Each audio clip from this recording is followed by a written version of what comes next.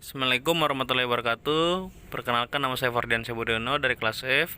Baiklah, di sini saya akan menjelaskan mengenai pengertian persamaan dasar akuntansi.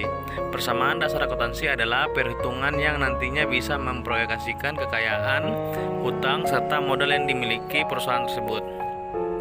Seperti yang kita ketahui, prinsip umum akuntansi yang kita ketahui adalah adanya keseimbangan atau balance antara sisi pemasukan dengan pengeluaran, atau adanya keseimbangan antara harta atau liabilitas yang dimiliki oleh perusahaan dengan kewajiban. Adanya keseimbangan angka antara kedua bagian tersebut tentu saja harus dianalisis lebih dalam dengan persamaan dasar akuntansi. Nantinya persamaan dasar akuntansi tersebut digunakan untuk menilai kemampuan perusahaan mengelola keuangan perusahaan tersebut. Baik, selanjutnya ada prinsip persamaan akuntansi. Persamaan dasar akuntansi sering juga disebut sebagai PDA dan merupakan suatu konsep dasar yang harus dikenal oleh para ahli ekonomi atau calon akuntan. Semua perusahaan pasti memiliki harta atau aset, atau yang dikenal juga sebagai sarana melancarkan liabilitas, serta kewajiban atau beban yang harus dibayar. Prinsip persamaan dasar akuntansi secara matematis menghubungkan antara harta perusahaan dengan hutang serta modal. Bagian harta atau aset perusahaan termasuk dalam bagian aktiva, sedangkan hutang dan modal masuk dalam bagian pasiva. Yang ketiga yaitu rumus persamaan dasar akuntansi. Rumus dari persamaan dasar akuntansi atau PDA adalah sebagai berikut. Harta dalam kurung aktiva sama dengan hutang tambah modal dalam kurung pasiva. Seperti yang kita ketahui, semakin besar hutang pada sisi pasiva akan menyebabkan ketidakseimbangan pada sisi aktiva. Jika terjadi suatu transaksi yang tidak transparan atau tidak dilaporkan, nantinya juga akan terlibat dengan perhitungan prinsip persamaan dasar akuntan tersebut. Yang selanjutnya yaitu ada manfaat persamaan dasar akuntansi. Persamaan dasar akuntansi tentu saja dibuat perhitungannya bukan tanpa alasan. Tentu saja ada berbagai manfaat yang bisa diperoleh oleh pihak akuntan ataupun perusahaan dari tabel persamaan dasar akuntansi ini. Berikut berbagai manfaat yang bisa didapatkan dari tabel persamaan akuntan. Yang pertama yaitu jadi sumber catatan yang nantinya bisa mempermudah proses pencatat transaksi keuangan. Persamaan dasar akuntansi memuat informasi mendasar terkait transaksi keuangan yang masuk maupun keluar dari rekening perusahaan, sehingga nantinya memudahkan proses pembuatan laporan keuangan. Yang kedua yaitu sebagai sarana untuk memeriksa kebesarnya saldo yang masuk maupun keluar dari rekening perusahaan. Yang ketiga yaitu sebagai sarana koreksi ketepatan antara saldo pada sisi aktiva maupun sisi pasiva. Perhitungan saldo pada kedua belah pihak. Tabel persamaan dasar akuntansi nantinya menyajikan angka yang seimbang jika semua transaksi telah dilaporkan dengan sebaik mungkin. Baik, materi kedua yaitu siklus akuntansi. Pengertian siklus akuntansi. Siklus akuntansi secara khusus diartikan sebagai proses berulang untuk melakukan identifikasi, analisis, dan merekam setiap kegiatan akuntansi dalam sebuah perusahaan. Siklus dalam kegiatan akuntansi ini terjadi dalam kurun waktu 1 tahun. Dalam kurun waktu tersebut, sebuah prinsip, kaidah, metode, hingga teknik-teknik dalam akuntansi digunakan untuk mencatat segala kegiatan akuntansi perusahaan. Umumnya, siklus ini dimulai pada awal tahun dengan pembukaan, pembukuan, dan ditutup dengan jurnal penutup. Proses akuntansi ini dilakukan kesinambungan dan berulang selama perusahaan masih ada. Hal ini kemudian menjadikan proses-proses tersebut sebuah siklus. Adanya siklus dapat membantu pemilik perusahaan dalam melakukan analisis terkait kondisi keuangan perusahaan yang dimilikinya. Berikut tahapan siklus akuntansi. Yang pertama yaitu identifikasi transaksi. Identifikasi setiap transaksi menjadi tahapan pertama dalam siklus ini. Kegiatan identifikasi ini harus dilakukan secara tepat oleh akuntan yang bisa dilakukan dengan cara melakukan pencatatan setiap transaksi yang terjadi. Transaksi akuntansi yang dicatat merupakan setiap transaksi yang dimiliki dampak secara langsung pada perubahan kondisi uang perusahaan dan dinilai secara objektif. Transaksi yang terjadi juga harus memiliki bukti-bukti transaksi agar bisa dilakukan identifikasi. Bukti transaksi ini bisa berupa kuantitasi, faktur, nota, atau bukti lainnya yang dianggap sah dalam dunia akuntansi. Oleh sebab itu, setiap transaksi akuntansi sebaiknya menggunakan bukti transaksi yang sehingga bisa dicatat dan diidentifikasi oleh akuntan, terutama transaksi yang berkaitan dengan perubahan kondisi perusahaan. Tahapan siklus yang kedua yaitu analisis transaksi. Setiap tahapan identifikasi, akuntan kemudian harus melakukan analisis terhadap transaksi tersebut tentang pengaruhnya terhadap kondisi keuangan perusahaan. Sistem pencatatan akuntansi dalam perusahaan selalu menggunakan double entry system. Artinya, setiap transaksi akuntansi yang terjadi akan memberikan pengaruh pada posisi keuangan di debit dan di kredit dan harus dalam jumlah yang sama besarnya. Secara matematis umumnya akuntansi menggunakan persamaan aktiva sama dengan kewajiban tambah ekuitas dalam melakukan analisis dan perhitungan transaksi yang terjadi. Sebagai ilustrasi, sebuah perusahaan menjadikan investasi uang tunai sebesar 1 juta, peralatan dan perlengkapan sebesar 500. Transaksi tersebut bisa dianalisis bahwa terjadi penambahan kas, perlengkapan, dan peralatan sebesar 1.500.000. Penambahan tersebut berarti menambah modal perusahaan sebesar 1.500.000 karena semua transaksi tersebut merupakan bagian dan modal perusahaan. Tahap siklus yang ketiga yaitu pencatatan transaksi dalam jurnal. Setelah akuntansi melakukan analisis transaksi, maka tahapan selanjutnya adalah dengan mencatat semua transaksi ke dalam sebuah jurnal keuangan.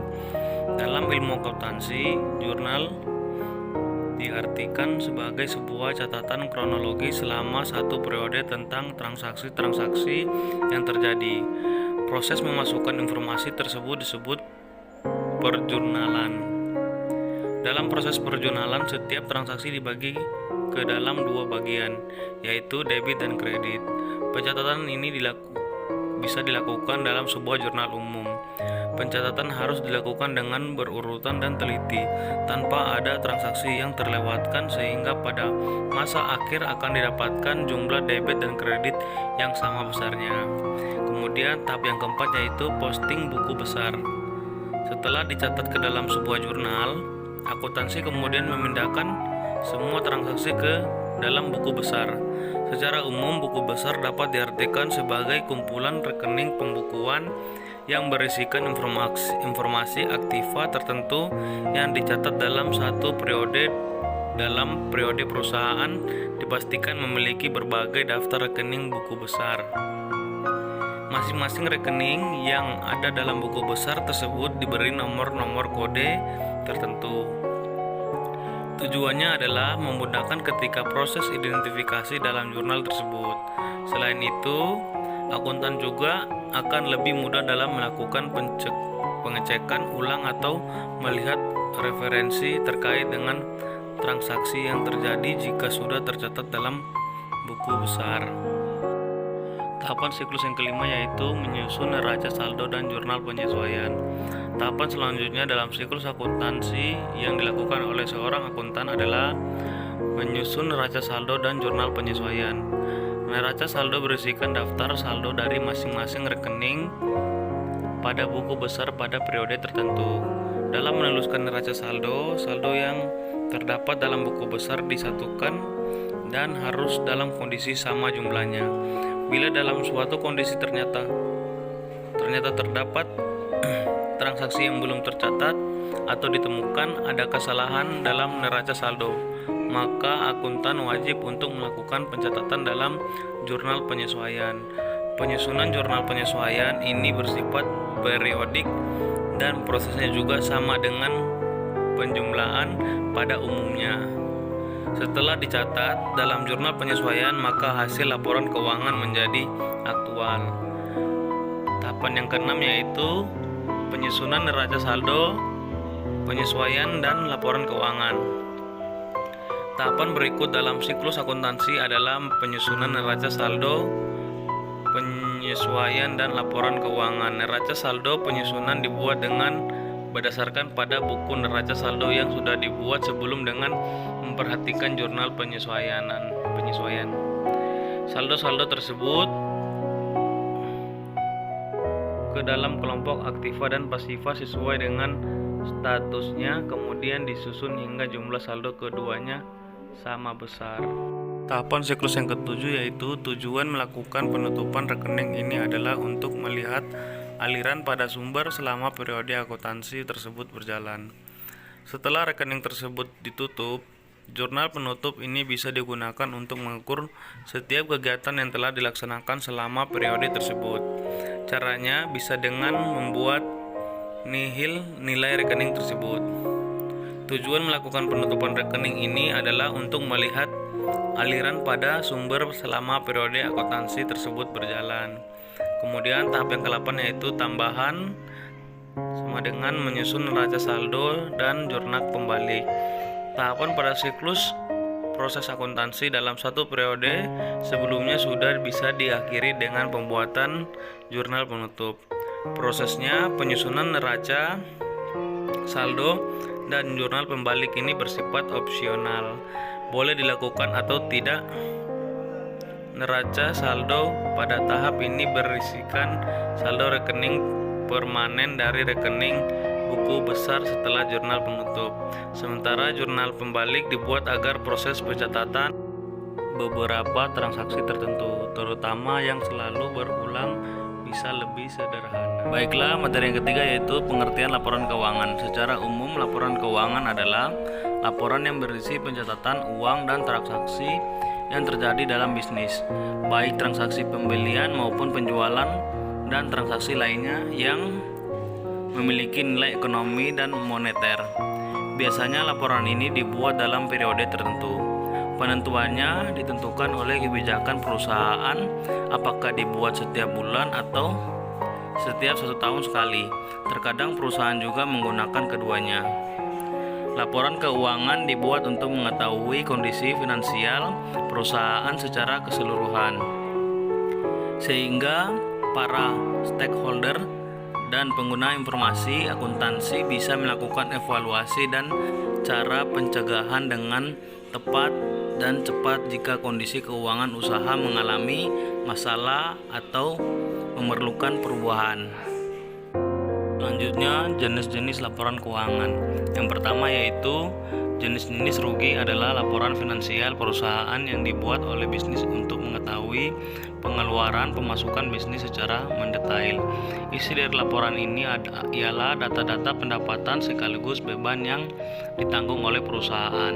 Biasanya laporan ini dibuat untuk menjelaskan kondisi keuangan perusahaan pada periode tertentu. Maka dari itu, sebagian besar laporan dikerjakan pada akhir tahun atau akhir bulan sesuai ketentuan di perusahaan tersebut. Yang kedua yaitu laporan arus kas. Jenis laporan keuangan yang kedua adalah laporan arus kas. Laporan arus kas atau yang biasa disebut dengan cash flow ini sendiri dapat diartikan sebagai catatan keuangan yang berisi informasi tentang pemasukan dan pengeluaran selama satu periode. Jenis akun yang ketiga yaitu laporan perubahan modal.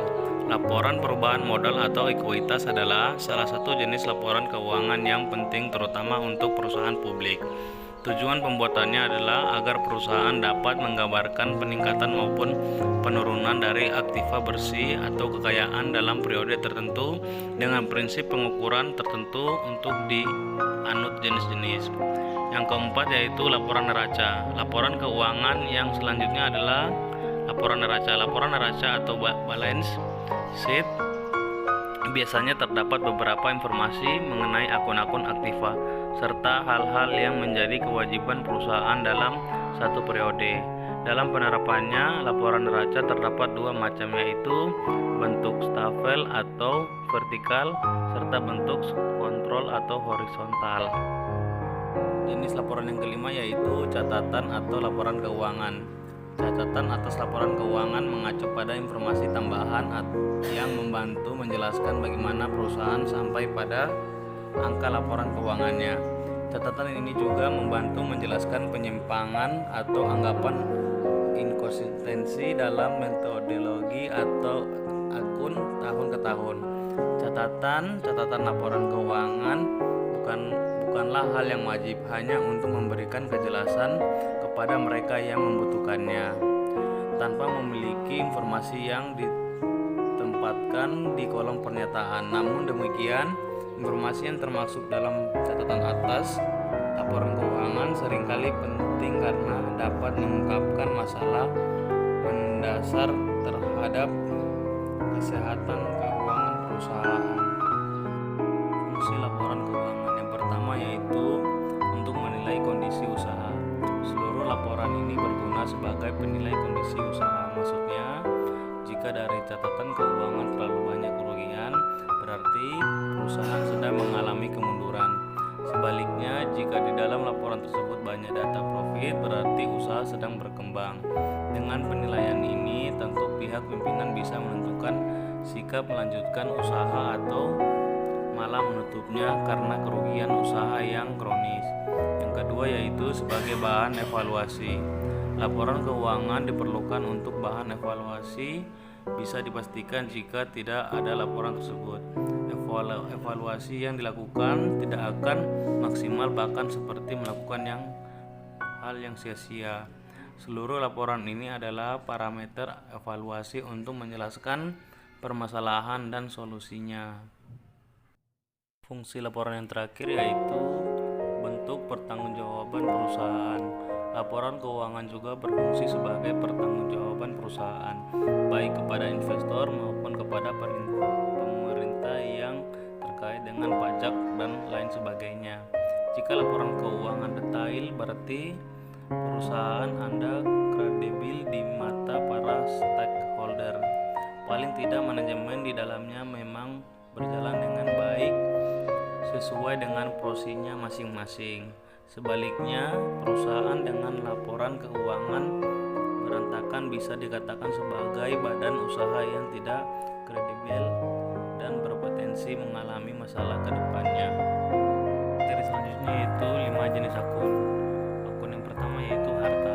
Kalau bagi keluarga cemara, harta yang paling berharga adalah keluarga. Tapi bagi perusahaan, harta merupakan sumber daya ekonomis. Harta ini bisa diukurkan berdasarkan likuiditasnya. Artinya dapat digolongkan lagi dari yang paling mudah berubah hingga tetap alias tidak berubah. Yang kedua yaitu hutang. Gak cuma orang-orang aja yang punya hutang, perusahaan juga punya hutang. Berdasarkan jangka waktunya, hutang diurutkan menjadi hutang jangka pendek dan hutang jangka panjang. Disebut hutang jangka pendek itu karena masa pembayaran jatuh temponya enggak sampai 1 tahun. Kalau jatuh temponya lebih dari 1 tahun, masuk ke dalam hutang jangka panjang. Kemudian jenis hutang ketiga yaitu modal. Bisa kebayang nggak ada sebuah perusahaan tapi nggak punya modal awal untuk menjalankan usahanya? Jawabannya, mana mungkin ada. Setiap perusahaan untuk memulai usahanya pasti membutuhkan modal. Modal ini dalam penggolongan akun masuk ke kekayaan atau pemilik perusahaan yang disetorkan kepada perusahaan. Jadi misalnya kamu punya uang terus bikin saham nih. Uangnya yang kamu punya buat bangun usaha itu namanya modal. Yang keempat yaitu pendapatan. Perusahaan itu bisa disamakan dengan pendapatan orang yang bekerja. Ya, kalau masih sekolah pendapatannya itu dapat dari uang jajan yang dikasih sama orang tua kamu. Jenis akun yang kelima yaitu beban. Beban hidup yang sudah terlalu banyak layaknya nggak perlu dipikirin. Hidup itu mudah, yang bikin susah itu gengsi. Banyak kegiatan yang nggak berfaedah bisa menjadi beban tersendiri, sama seperti perusahaan. Beban merupakan sebuah pengorbanan yang dilakukan dalam rangka kegiatan perusahaan, termasuk melakukan kegiatan menghabiskan manfaat sebuah barang yang dimiliki. Selanjutnya materi terakhir yaitu perhitungan mengenai pendapatan. Pengertian laba, secara umum laba adalah selisih pendapatan dan biaya. Dapat juga menjadi ukuran untuk menilai berhasil atau tidaknya manajemen suatu perusahaan. Organisasi akuntansi saat ini menganut pengertian laba akuntansi sebagai selisih positif antara pendapatan dan biaya. Makna laba secara umum juga dapat diartikan sebagai kenaikan kemakmuran dalam suatu periode dan dapat dinikmati dengan syarat tetap mempertahankan kemakmuran. Terus ada tujuan laba. Satu yaitu untuk membiayai operasional suatu perusahaan atau bisnis dalam pencapaian laba yang lebih maksimal. Yang kedua, untuk dapat melunasi hutang yang ada. Yang ketiga, sebagai cadangan dana untuk suatu kebutuhan investasi perusahaan. Yang keempat, untuk mengembangkan. Selanjutnya ada fungsi laba. Laba yang tinggi menunjukkan bahwa konsumen menginginkan produksi yang banyak dari sebuah industri atau perusahaan. Sebaliknya, laba yang rendah atau rugi menunjukkan bahwa para konsumen kurang menggemari produk atau kemungkinan komoditi memiliki metode produksi yang tidak efisien. Pendapatan adalah hasil dari pekerjaan seseorang. Pendapatan juga dipahami sebagai sesuatu yang didapatkan setelah pekerjaan selesai atau setelah melakukan sebuah bisnis. Yang kedua, beban. Beban adalah sesuatu yang harus dikeluarkan dan dipertanggungjawabkan seseorang demi mendapatkan hasil yang diharapkan. Yang ketiga, biaya. Biaya dapat diartikan sebagai sesuatu hal yang harus menjadi kas dalam suatu bisnis. Fungsinya sebagai alat penggerak bisnis agar tetap berjalan dengan baik dan dapat memberikan laba yang diharapkan. Yang keempat, untung rugi. Keuntungan adalah sesuatu yang didapatkan seseorang yang melakukan bisnis yang berjalan sesuai rencana dan target, sedangkan untung adalah pendapatan pebisnis, sedangkan kerugian adalah hal yang dihindari oleh semua pemilik usaha. Kemudian yang terakhir, penghasilan adalah hasil akhir dari suatu bisnis. Penghasilan ini yang digunakan untuk suatu kehidupan bisnis. Mungkin cukup sekian dari saya, kurang lebihnya saya mohon maaf.